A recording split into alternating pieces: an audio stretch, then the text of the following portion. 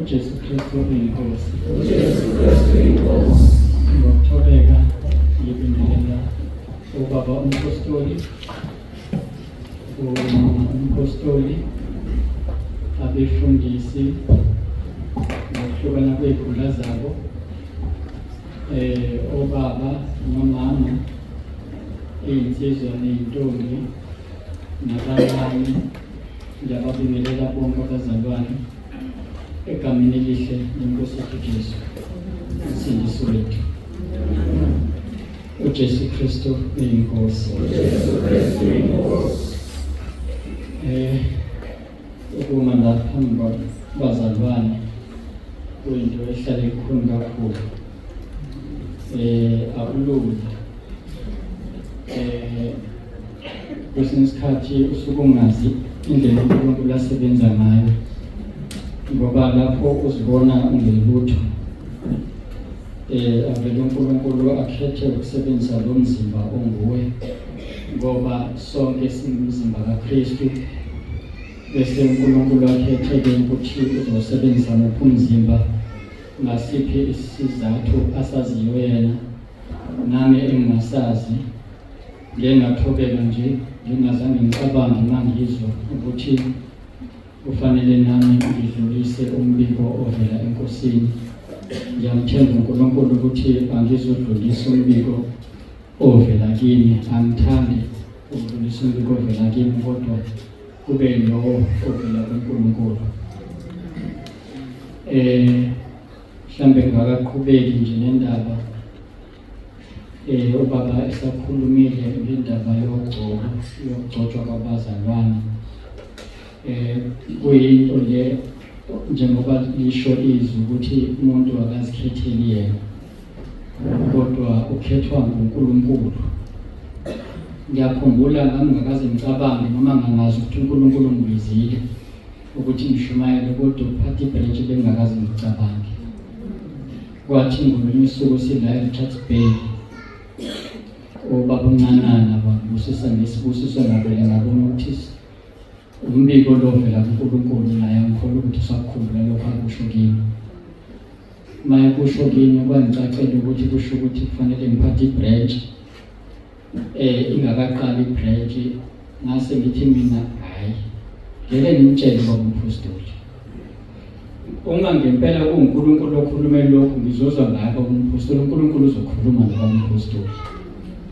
Ngahlala ngathula, iyangena iWhatsApp ikhuluma ngokugcotshwa, kwasho ukuthi akusekho ukugxuma, akusekho ukushintsha, ngoba vele uNkulunkulu beseshintsha.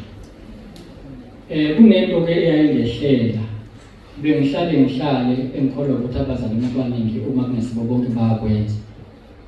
Ngizibuze noma ngibuze uNkulunkulu ukuthi njengoba sengivumile izono zami kungekho engisikhumbulayo sona, ngizongena yini ezulwini uma ngihamba emhlabeni? Impendulo ifike ithi no. Angazi ukuthi isiphi lesona ngisenzile. Kuthe sengigcotshiwe, sengiqala ukwenza umsebenzi, mangithi ngiyazibuza lo mbuzo, ifike impendulo ithi yes. Ngase ngiyakhumbula ukuthi mhlazana uNkulunkulu engitshela ukuthi kufanele ngenze umsebenzi wakhe, wathi ngeke ngingene ezulwini ngingawenza umsebenzi wakhe. Kusho ukuthi lo no wayevezwa okungawenzi umsebenzi kaNkulunkulu. Ushilo kuba umpostoli ekuseni ukuthi uNkulunkulu uyamkhetha ngendlela yakhe. Nami-ke wangikhetha ngaleyo ndlela ukuthi kusho ukuthi kumele ngisebenze ngale ndlela. Kusho ukuthi ngamanye amazwi kimi okungawenza umsebenzi kaNkulunkulu kuyisono. Kodwa futhi ngikholwa ukuthi khona abasezulwini abangazange bashumayele ngoba bengabizelwanga vele lokho. Okusho ukuthi ukukhethwa kwami nokwakho kungenzeka kuhluke, kodwa-ke uNkulunkulu nawe enaziyo ukuthi uNkulunkulu ufunani ngawe. Mhlawumbe awukakazi, mhlawumbe uyazi, kodwa kunento uNkulunkulu engikholwa ukuthi umuntu nomuntu umkhethele yona, umbizele yona njengoba sila endlini. Nami-ke ngizama ukuveza ukuthi angimanga ngoba ngithanda, futhi angimanga ngoba ngingcono kunami. kodwa ngime ngoba kuyintando kaNkulunkulu ukuthi mangime. Kube kuhle kuye ukuthi mangime. Uma bengazikhethele bengathi ngicela kumunye umuntu la ngoba akulula. Inkonzo le engelula njengoba sesizwile ukuthi singabe abefundisa abaningi ngoba ukuhlulelwa kwethu kuzoba strict kakhulu. Bese ke kwavela induduzo ke ethi nimqhele yethu ke nokho izoba nkulu kuneyabanye. Kodwa futhi nakho lokho kuyinhlelo zikaNkulunkulu ekungezona inhlelo zomuntu. Umuntu akazikhetheli umsebenzi kaNkulunkulu. Ngakho ke ngiyambonga ke uNkulunkulu nokuthi ngikwazi ke ukuma la. Ngiyazi ukuthi khona abangikhulekelayo nabangikhulekele. Ngiyamthemba uNkulunkulu ukuthi uzokhuluma ngendlela yakhe. Mhlambe ke ngizofisa ukuthi siqhubeke ne-theme yethu ukufunda khona lapho uGenesis 33 verse number 15. Ngizothanda ukufunda verse number 16. Sorry, not uGenesis, Exodus. Nami sengandile ubaba. Yabona ke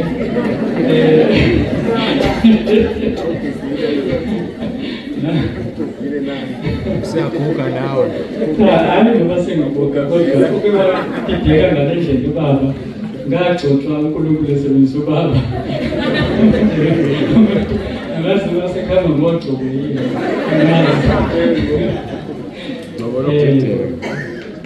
Mhlambe ke singakafundi ngizocela ubaba uma kuyakhulu asikhulekelele izwi.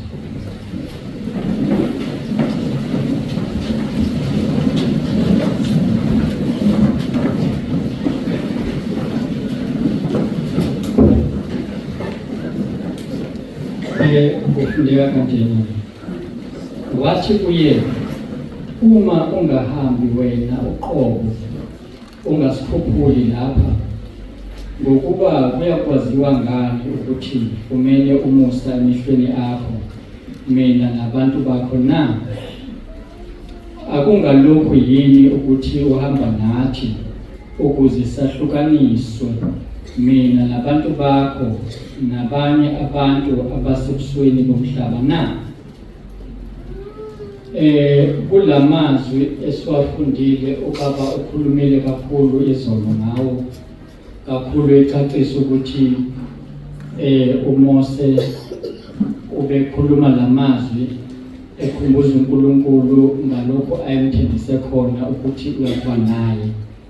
Manje uNkulunkulu esesho ukuthi angeke akhuphuke nabo kodwa uzothuma ingelosi ukuthi ibaqedele lezi zizwe noma ihambe phambi kwabo ukulwa nalezi zizwe ababebhekene nazo.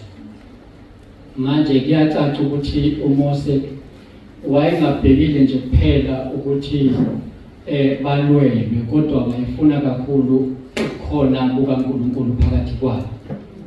Ilokho ayekufisa kakhulu.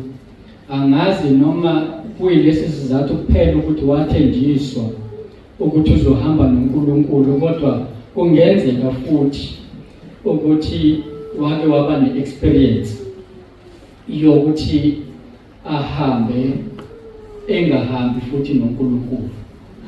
uMose kwasekuzalweni kwakhe ngikholwa ukuthi wayezalelwe ukuthi akakhulule abantwana bakwa-Israyeli eGibhithe.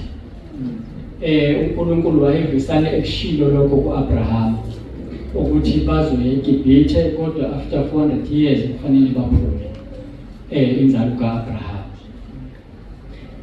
uMose ngikholwa ukuthi wayesekwazi lokho ekhulele ebukhosini bukaFaro. Wabona belwa amaHebheru. Wazama ukuyilamula impi ngendlela yakhe. Ngicabanga ukuthi wayekwenza lokho ngoba elazi ubizo lwakhe, kodwa ngakasho uNkulunkulu ukuthi wenza umsebenzi. Ngicabanga ukuthi waphawula lapho ukuthi wenza umsebenzi kaNkulunkulu, kanti uNkulunkulu akekho lapho, kuhamba ukuxake lokho bokuhluphi. Manje ngaleyo experience ngicabanga ukuthi yamenza ukuthi kuleyo naleyo nto ayenzayo enza isiqiniseko sokuthi uyenza enoNkulunkulu ezothola i-guidance, ngoba uma ezoyenza uzoyenza ngengqondo yakhe, ngekhanda lakhe, bese aphambane nentando kaNkulunkulu. Ngoba umuntu nje uyafika uSathane azokutshela naye indaba zakhe eziphambene nentando kaNkulunkulu. Kodwa uma uhamba noNkulunkulu, ethi inkosi uJesu ezami izimvu ziyalazi iphimbo lami. Uzothi ekhuluma uSathane, kodwa ngoba inkosi uJesu izobe ikhona kuwe, bese uzwe ukuthi leli phimbo elikhuluma la noma lingathi lizama ukuyifanisa nelinkosi uJesu, kodwa akusilo leli inkosi uJesu. Njengoba lokho amaKosi eKorinte 2:10-14-15 lithi iBhayibheli akumangalisi ukuthi noSathane uqobo lwakhe uziveza azenze ingelosi yokukhanya. Angazi noma uMose wayiqonda inhloko ukuthi uma behamba nengelosi bengahambi noNkulunkulu, kungenzeka kufike lo owayeyingelosi eqala uSathane azozenza ingelosi, bacabanga bona ukuthi basahamba nengelosi lethunywe uNkulunkulu. Kanti uSathane sefikile wazokhohlisa ngoba uyakwazi ukuzenza ingelosi yokukhanya. Bazitshele bona ukuthi basahamba nengelosi yokukhanya le abanikezwe yona, kanti sebehamba noLucifer uqobo lwakhe uSathane. Manje mabehamba noNkulunkulu, izimvu ziyalazi izwi iphimbo likaMalusi, bazozwa ngezwi ukuthi ubani osekhuluma manje. Kodwa makuyingelosi, inkinga yabo bazohamba bahambe badideke mangaba noSathane sefika eyifanisa nengelosi. Wayibamba-ke uMose lemfihlakalo ukuthi kungaba nengozi okungahambi kwabo noNkulunkulu. Bangasuke badidiswe isitha, njengalokhu isitha safika ku-Adam no-Eva. Siyazi ukuthi uNkulunkulu wayefika ntambama aze kubona bavakashele. Safika isitha sikhuluma nabo, angazi noma safika sikhuluma sibonakala njengengelosini, kodwa into esayikhuluma isitha ku-Eva yayizwakala kahle. Manje isitha siyakhohlisa, siyafika ngendlela kungazi ukuthi silethe ukukhanya, ngoba u-Eva sathi kuyena, sathi uNkulunkulu uyazi ukuthi amehlo enu azovuleka. Yabona ukuthi isitha sivela kungathi sizoletha ukukhanya, kanti sizoletha ukukhanya kwenyama. Kwase kuphuma ukukhanya kukaNkulunkulu ku-Adam no-Eva. Base makuphume lokho kwakuNkulunkulu kubona, babona ukuthi banqunu, ngoba le ngubo base beyikhunyulwa ukuthi abalalelanga iphimbo likaNkulunkulu, benze okuphambene nentando kaNkulunkulu. Bekhohliswa yini? Isitha esivela sengazi ukuthi sizokhanya, kanti lesi sitha kwakuyingelosi. Siyazi ukuthi ingelosi behave kanjani, siyazi futhi ukuthi ingelosi ingena kanjani ezulwini. Njengalokho encwadini kaJobe, uSathane wangena kunomhlangano phakathi kwaNkulunkulu nengelosi, noma amadodana kaNkulunkulu, sho kanjani iBhayibheli. Waba phakathi kwabo ngoba wayesazi ngisho cishe nemhlangano ukuthi ihamba kanjani imihlangano yakhona, kungenwa kanjani ukufika emhlanganweni wasezulwini. Engikholwa ukuthi yikho abantwana bakaNkulunkulu abaningi uSathane ubalwisa bengakalwazi bona ubizo lwakhe, ngoba mhlawumbe wabakhona emhlanganweni wasezulwini uhlelwa ukuthi usibanibani kufanele abe ukuthi nokuthi emhlabeni. Usegijima uyolwisa ubizo lomzalwane, ngoba yena uyakwazi ukuthi kunjani bayingelosi, nokuthi ahlale phakathi kweyingelosi, azi uNkulunkulu athi weSathane phumaphi. Abese yachaza ukuthi umsebenzi wakhe uzozulazula emhlabeni ezozama ukuyisa abantwana bakaNkulunkulu. Umsebenzi kaSathane ke lokho ezoqamba amanga. Manje ngifisa ukuthi sibheke ezinye izizathu ebezingenza ukuthi uNkulunkulu anqume ukungahambi kwakhe nabantwana bakwaIsrayeli, abantu abakhethiwe. Okuwukuthi kwakuyinhloso kaNkulunkulu ukuhamba nabantwana bakhe baze bafinyelele la ebabizele khona.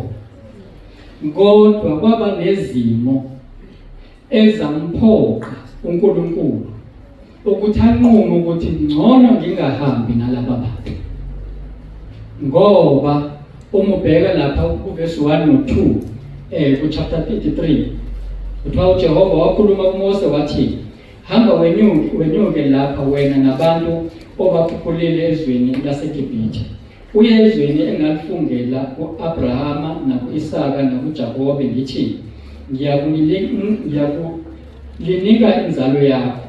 2 Ngiyakuthuma ingelosi phambi kwakho ngiwaxoshe amaKhanani nama-Amori namaHithi namaPherizi namaHivi namaJebusi. La uNkulunkulu ukhuluma noMose ukuthi inhloso yakhe akafinyelele la uNkulunkulu ebabizele khona. Kodwa uthi sebezohamba nengelosi manje. Abazazohamba naye. Uthi uzothuma ingelosi, kodwa kuyacaca lokho ukuthi uzokwenza ngenxa ukuthi leli lizwe walifungela u-Abrahama no-Isaka noJakobe. Kusho ukuthi ngamanye amazwi bekungenzeka uNkulunkulu uma wayengalifungelanga leli lizwe avele anqume athi anisayi lapho. Kodwa ngenxa yesifungo sakhe nokuthi izwi lakhe uyalimela, noma sebonile bezenzile zonke lezi zinto inhliziyo yabo ilikhulu, kodwa waphoqwa yizwi lakhe uNkulunkulu ukuthi akalimele ulifungele ukuthi bazoya lapha. Noma sebehlubuka, kodwa ngenxa yokuthi ufungile kufanele baye lapho kufanele baye khona. Kodwa wayengafunganga ukuthi uzohamba nabo ngaso sonke isikhathi.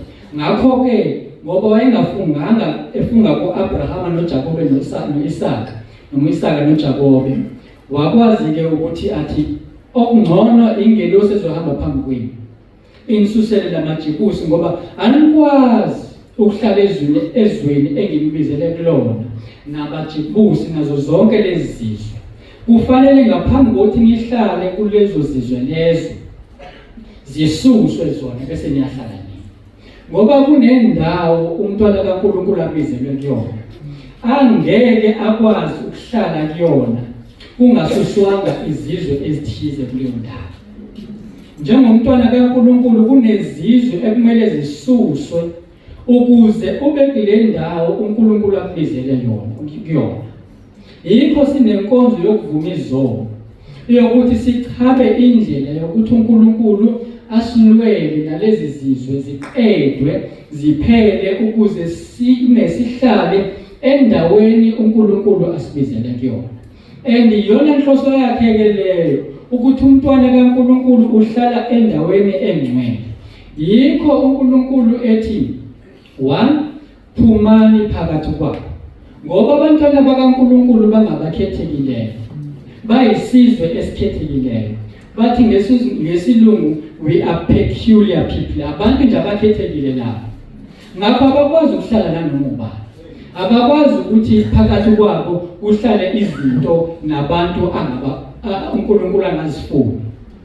Kumele bahlale njengesizwe sakhe esikhethekileyo. Ngakho kumele kube nezinto ezisukayo, kodwa kumele kube nendlela abazoyihamba kuqala ngaphambi kokuthi bafike kulezo zizwe. uNkulunkulu wenza ngamabomu ukuthi mabadlule ehlane, njengoba nendlela yenkosi uJesu ingakaqala ukushumayela ivangeli ithi phendukani ngoba umbuso wezulu ususondele, yaqala yadlula ehlane nayo yayiholelwa umoya kaNkulunkulu ukuthi mayehlane. KwakuNkulunkulu wabaholela abantwana bakwa-Israyeli abephuma eGibhithe ukuthi mabayehlane, ngoba uNkulunkulu unezindlela zakhe ezingafani nezindlela zomuntu. Ngikholwa ukuthi babeyazi indlela yeGibhithe ukuthi ihamba kanjani, babengahamba bebuza kubantu ukuthi indlela yeGibhithe ihamba kanjani. Kodwa uNkulunkulu wakhetha ukuthi yena uqobo lwakhe abe yinsika yefu emini, kube ngeyomlilo ebusuku, ngoba wayehlose uNkulunkulu ukuthi abantwana bakhe mabaholwe nguye, bangahambi ngokwendlela yabo, kodwa makube uyena ohamba phambi kwabo. Kodwa laba bantu bahamba behlubuka endleleni. uNkulunkulu kuyinhloso yakhe, kuyintando yakhe ukuthi thina njengethempeli lakhe sibe ngabantu abathandazayo. Uthe indlu yakhe yakubizwa ngokuthi indlu yomkhuleko. Ngesikhathi uNkulunkulu ebancisha amanzi ehlane, ngikholwa ukuthi inhloso yakhe kwakuwukuthi mabazithobe, baguqe phambi kwaNkulunkulu, bakhuleke, bacele babe nalokho ukuxhumana noNkulunkulu. Kodwa esikhundleni salokho uSathane wenza ukuthi mabacomplain, wenza ukuthi mababhekishe bashaye itoyitoyi beshayela uNkulunkulu. Esikhundleni sokuthi bazithobe bayalwa ngoba bazibona befanele, nalento ngesilungu abathi i-sense of entitlement, bazibona bona befanele ukuthola yonke into abayidingayo ngesikhathi abasithandayo. Babona ukuthi njengoba sebehamba noNkulunkulu nje yonke into kumele ibe smooth. Kanti yebo uNkulunkulu uhlose ukuthi kube njalo, kodwa uhlose ukuthi ngaphambi kokuba kube njalo aqale kube nokuzithoba phambi kwabantu bakhe, aqale kube nomkhuleko. Ngoba ithi inkosi uJesu ucelani khona nizophila, funani khona nizofumana, ngonqothani khona nizovulelwa. Yileyo nto ke efuna uNkulunkulu, ukuze uzithole unalento oyiswelayo, hayi ngoba uNkulunkulu engathanda ukuthiba nayo, kodwa ufuna ukubona ukuzithoba kwakho nokuzibona kwakho ukuthi mina angilutho, mina ngaphandle kukaNkulunkulu angilutho. Kodwa uma ngabe izinto zizenzekela kalula, uzothi mina ngenze ukuthi nokuthi nokuthi.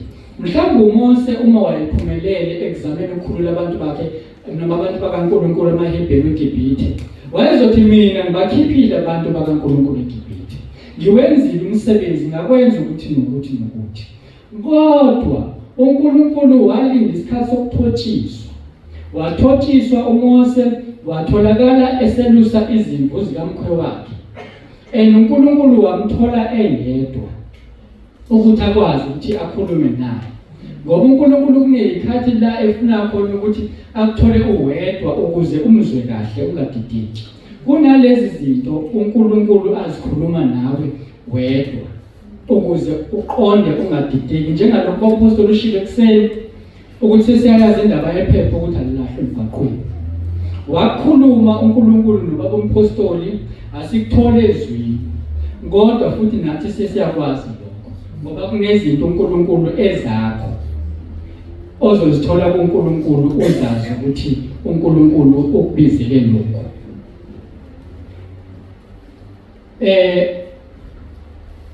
Lama ngabe sibheka kuverse 3 khona lapha kuGenesis,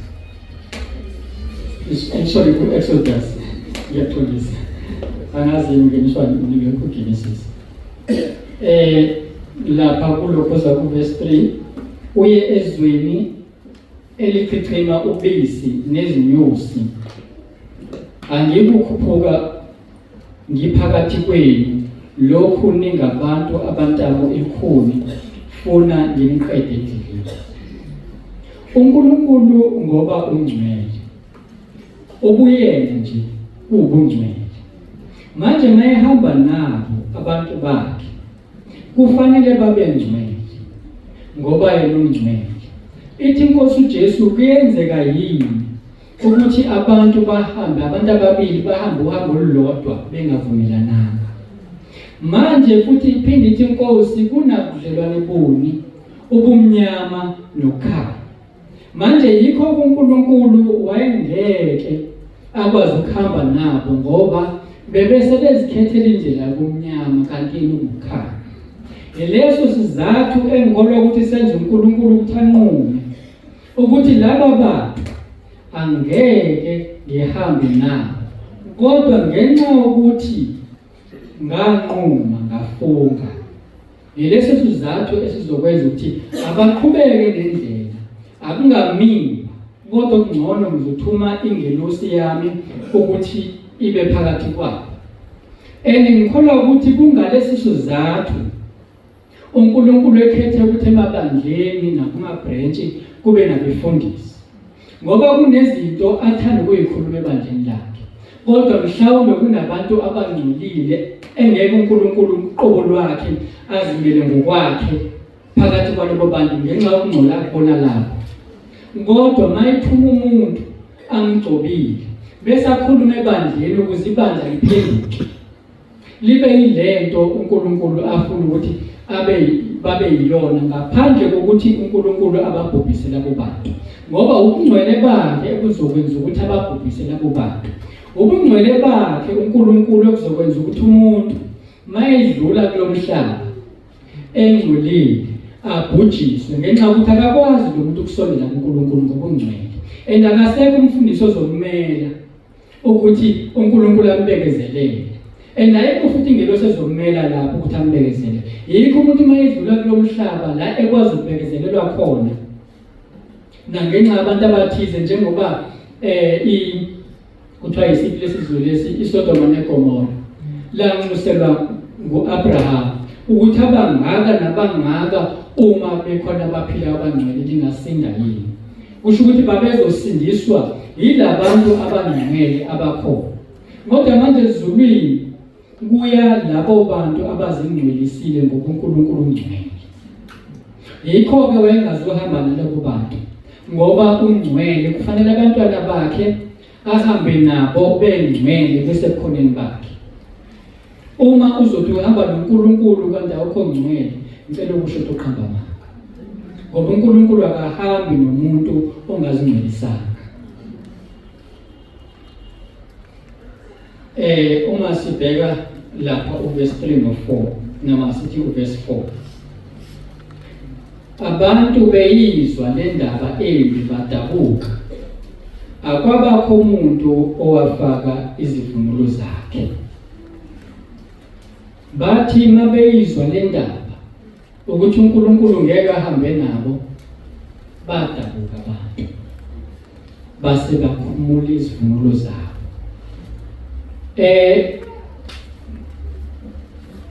Ngicela ukuxoxa le ndaba eqondene nami uNkulunkulu wayembuka kimi. Angisho ukuthi isono noma cha, kodwa ngicela ukuyiveza le ndaba ngenxa yalamazwi la. Ngifuna ukucacisa lamazwi ukuze ngiveze le ndaba. Angazi noma bekunyaka odlule kuphela noma beqala nonyaka ngisafundisa, kodwa kwangifikela kumina ukuthi angiyikhiphe iringi ebengifaka esandleni sami njengomuntu oshadile, kodwa angiyikhiphe. Ngiyakhumbula ukushada uBaba uMphemba, uBaba uMphostoli ekhulekela umshado wabo ngesikhathi befakwa amaringi. Washo ukuthi uyazi ukuthi noma siyazi ukuthi lezi zinto zivela emkhathini. Manje yami iringi-ke ayikhulekelwanga ngaleyo ndlela. Le engangishade ngayifaka yake yaduka, ngase ngizithengela enye engikholwa ukuthi zange ngikhulekelwe, angazi noma ngayikhulekela yini. Leyo ringi-ke engangiyifakile engeza ukuthi angiyikhiphe. Angisho ukuthi kuyicala noma kuyiphutha ukufaka iringi, cha, angisho lokho, kodwa lokho kwashiwo kimi engakuzwa. Kwako kwaba umqanso ukuthi ngik-accepte lokho, kodwa kwabizwa ngik-accepte, ngayikhipha. Kuthe cishe ngenyanga edlule noma emavikini adlule, ngaphupha kungazi ukuthi kunomuntu owehla phezulu engizoshada naye. Kwaqala kwabukeka kuwumuntu wesifazane, kodwa kwaphinde kwabona ukuthi umuntu wesilisa. Ufake iringi lo muntu, kufanele ngishade naye. Manje ngizoshadiswa naye, kwatholakala ukuthi ayikho iringi kimi. Behluleka ukungishadisa nalo muntu ngoba iringi engekho kimi. Ngasindiswa yilokho, angazi noma bengizoshadiswa nedimoni yini. Umuntu-ke mayeshada babanyamanye nalo muntu. Amadimoni angumoya. Kusho ukuthi umuntu oshadiswa nedimoni, umoya munye nedimoni. Kusho ukuthi idimoni lizokhuluma into kulowo muntu abese ayi-accepta ngoba bamoya munye nalelo dimoni leyo. Laba kuthoma bahlubule noma nabehlubula izivunulo zabo, sithola sekubonakala inkazimulo kaNkulunkulu emva lokho. Ngisola ukuthi lezi imvunulo kungenzeka ukuthi bayithathe eGibhithe noma yabaseGibhithe. Kungenzeka ukuthi lezi imvunulo ebezibenza ukuthi bacomplain esikhulwini sokukhuleka mangabe behlangana nezinkinga. Le moya engikholwa ukuthi kungenzeka ukuthi phakathi kwabo iyona ngicabanga ukuthi yayicontrola bona ukuze bathathe lama decision abawathatha. Manje bekumele badile nomsuka wendaba ukuthi inkinga yabo bazibone kangaka uNkulunkulu azanqoma ukungahambi nabo isukaphi. Bayithola ukuthi le nkinga isuke evunulweni, bayiphumula, waqala uNkulunkulu wazibonakalisa. Mhlambe nawe mntwana kaNkulunkulu kunesivunulo esidala ukuthi uhlulwe yisono, esidala ukuthi lento lwakangaka nayo ingaphumeleli, ungakwazi ukuphumelela kulento yenzayo. Kanti kunalento uSathane abambelele ngayo. Lapha kuJohane isahluko 14 verse 8 uthi uJesu, angisakhuluma okuningi nani ngokuba uyeza umbusi wezwe, kepha akanalutho kimi. Umbusi wezwe ithi inkosi akanalutho kuyena. Kusho ukuthi ayikho into uSathane bengabambelela ngayo athi lo angeke akwazi ukuthabatha isiphambano ukuze kuthethelelwe abantu ngoba unezinto zami. Ubaso kungabi nezinto zikaSathane, ngoba uSathane uzokubamba ngazo lezo zinto ukuthi ungawenzi umsebenzi kaNkulunkulu, ungayenzi intando kaNkulunkulu, ngoba uSathane unezinto zakhe ezikuwe ezisempilweni yakho. Ubaba umpostoli ujwayele ukuyisho le ndaba endoda eyadayisa umuzi, wase wayithenga lo mnumzana. Eseyithengile lo owayidayisa wabeka isipikili lapha ekhoneni, wathi mnumzana lo muzi ngidayisela wena kodwa angikudayiseli isipikili. Isipikili kuseyisami, umuzi owakho ngokuthengile. Sahlala isipikili, sahamba isikhathi, wasuka lo muntu wazofaka isitshalagwayi sakhe, saqala sanuka, wakhompleyina lokwathiwa isipikili isami. Mina ngingena la kulo muzi ngegunya lokuthi nginento yami engezi ukuthi ngikwazi ukungena kulo muzi. Uthe suka lapho wayezothatha inyama, wayegaxa lapha, yabola inyama, yanuka inyama, yadala impethu endlini eyithengile umuntu kungeyakhe. Kodwa inkinga ukuthi wayengasithenga ngesipikili. Isipikili umnikazi waso ubesisebenzisa ngendlela athanda ngayo. Ngakho lesi sipikili esikuwena esikwenza ukuthi ungakwazi ukuyenza intando kaNkulunkulu, dila naso, sikhiphe, sihlubule, ngoba isona lesi sikudalela inkinga. Awusihlolisisi ukuthi ngihamba ngakho yini lokho uNkulunkulu angitshele khona. Shini bamphostoli ekseni ukuthi kunezinto uNkulunkulu angakutshela wena uwena ngoba ukubize uwedwa vele. Uyothola ukuthi hayi ngoba nakho zihlangana nebandla nabanye abantu kodwa ziqondene nawe lezo zinto. Nami zikhona izinto engizaziyo eziqondene nami engakaze ngizisho kubantu ukuthi lokhu nalokho akwenziwa. Kodwa ngiyakubonga kulokho okunye ngikhumbulayo ukuthi ngikhumbula kuba umpostoli wayengitshela lokho siyidlanzana simbala ephusheni ethi lokhu akwenziwa. Ngiyakhumbula ngolunye usuku cishe wayekhuluma epulpit kampostoli, ngicabanga ukuthi uzokwenza lokhu engatshela ukuthi akwenziwa, akakwenzanga. Ngathi ngiyabonga Nkosi, kusho ukuthi ngikholwa ukuthi naye wakhuluma lokho kuyena. Kusho ukuthi nakomunye kunezinto uNkulunkulu ayikhulumayo, kodwa kulikhulu ukuthi mina ngashumayela ngazo ngoba angeke ngikwazi ukufika ezweni. Kunezinto zakho uNkulunkulu azaziyo ngazo ekumele uyihlubule ukuze uNkulunkulu ahambe nawe ufinyelele la kufanele ufinyelele khona. Ngoba njengoba sengishilo ukuthi uSathane uyazenza beyingelosi yokhaya, uzothona mawubheka ukuthi mina ngihamba nengelosi kanti usuhamba noSathane ngoba wayeyingelosi, uyakwazi ukuba njani ukuba ingelosi. Hamba kanjalo ke indaba. Lana ke kulokhuza ku verse 13 kuye ku Exodus 33 kuthiwa khona ngalokho uma ngifumene umusa emehlweni akho, ake ungibonise izindlela zakho ukuba ngikwazi, ukuze ngifumane umusa emehlweni akho, ubhekisise ukuthi lesi sizwe singabantu bakho. La simthola uMose ekhumbula ukuthi uNkulunkulu wakhuluma kuyena ukuthi ufumene umusa emehlweni akhe, noma enalokho ukuthi uma ngifumene umusa emehlweni akho, uthi ake ungibonise izindlela zakho. uNkulunkulu semsebenzise uMose ngendlela emangalisayo, ehamba avunyelwe yedwa ukuthi kule ntaba uyena yedwa ozoba kanye noNkulunkulu, esebonile imanga namandla kaNkulunkulu. Kodwa uMose wabamba imfihlakalo. Uthi sekuthola yonke leyo nto, ubungathi ngokobuntu useyithole yonke into umntwana kaNkulunkulu angayilindela ukuthi uNkulunkulu ayenze umntwana wakhe. Kodwa simthola uMose la ethi, ake ungibonise izindlela zakho ukuba ngikwazi. Still uMose usafuna ukumazi uNkulunkulu.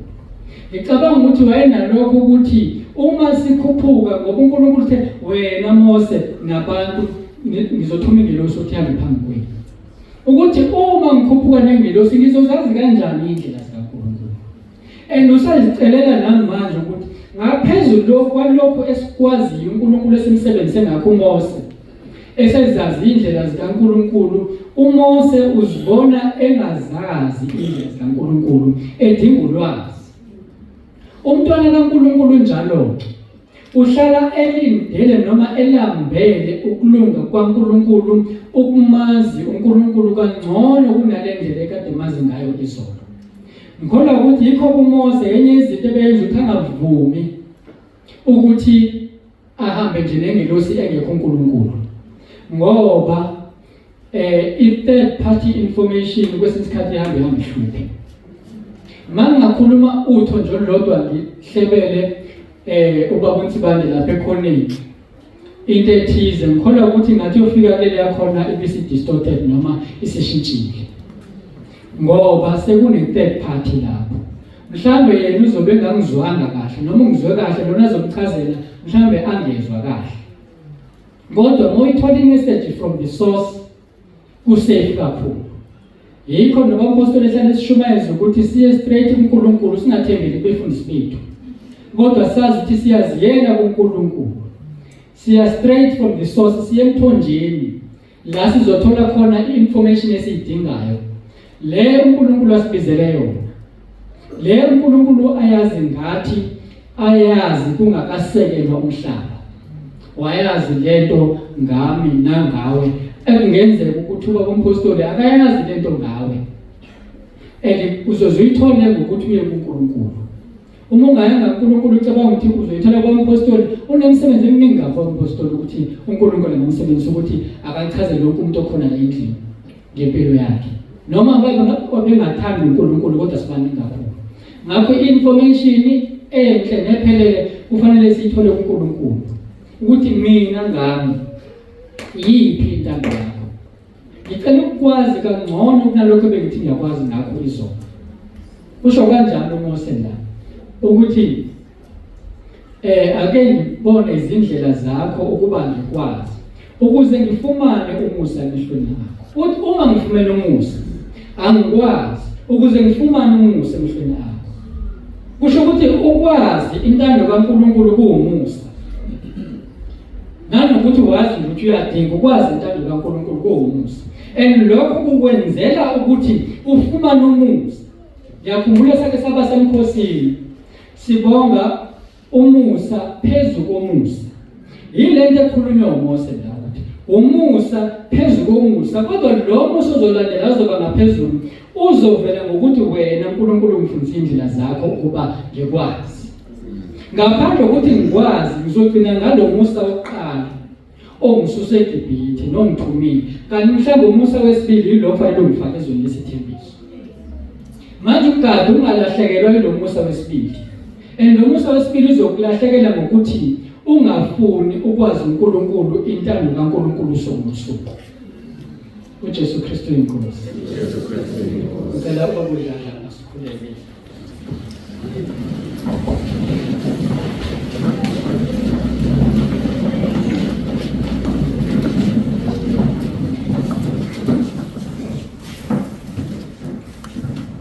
Baba wethu ongcwele, egameni likaJesu Kristu waseNazaretha, siyabonga uthando Nkosi osithanda ngalo.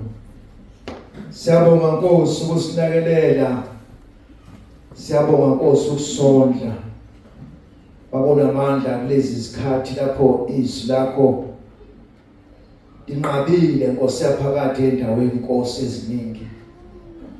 Babona amandla sithike uNkulunkulu ongcwele sise kakhulu.